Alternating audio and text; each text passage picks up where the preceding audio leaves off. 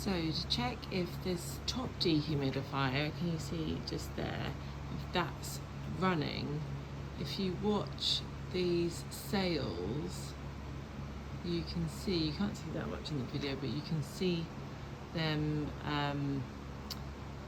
moving slightly. You can see it more in real life. So if it's moving, then that top dehumidifier is working. This one over here, so if you just tip this back, you can see here that it's working.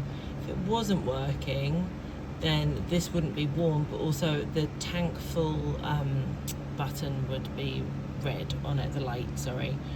And if that happened, then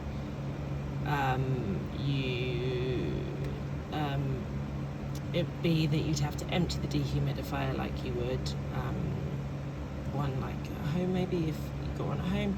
So you take out this, you just lift it up, the wooden kind of beehive section, and then you just take out the tank and have a fiddle with the hose, because there might be like a blockage or a kink in it, and then sort of leave a note for someone to monitor it the next day to check that it hasn't stopped again.